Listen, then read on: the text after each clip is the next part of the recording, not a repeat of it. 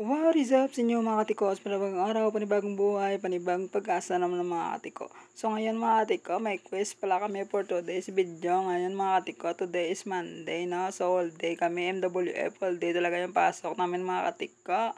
So nakikita nyo naman dyan at ayun, tapos na yung quiz namin at ayun, naganap naman kami dito ng lupa na papatamnan ng aming mani. Kasi nga 4th year na tayo mga katiko, kaya focus na tayo sa thesis natin. Last year na to mga katiko, kailangan talaga nating mag-grind at mag-focus sa ating pag-aaral. So ayan na, pinapakita ko pa sa inyo dyan, no? Dyan kami tatanim, pero akala ko talaga dyan kami tatanim, hindi naman, no? So surprise sa inyo mga katiko kung saan kami tatanim ng aming mani, no?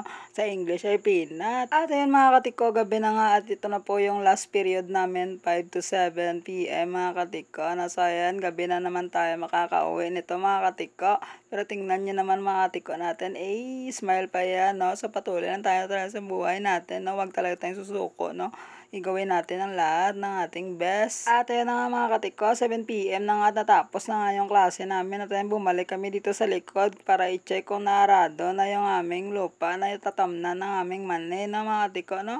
O, tingnan natin kung naarado na ba, no? So, nakita ko pa namin din dakuya na nanguha sila ng batawan o damang or gagamba, no? Sa Tagalog o sa English, spider, no? So, ayan, lakad tayo ng lakad. O. At pagkatapos ng mga tiko, lumabas na kami at ayun na, nakita nyo naman mga tiko, pahirapan talaga sumakay dito paggabi na, kaya nagpapasalamat kami sa mga tao nagpapasakay ng libre. At ayun na nga, no, nakasabay na rin ako sa kaklase ko kasi parang wala na talagang sasakyan, no? Thank you so much palagi ng Rodney sa pagpapasabay ng motor mo, no?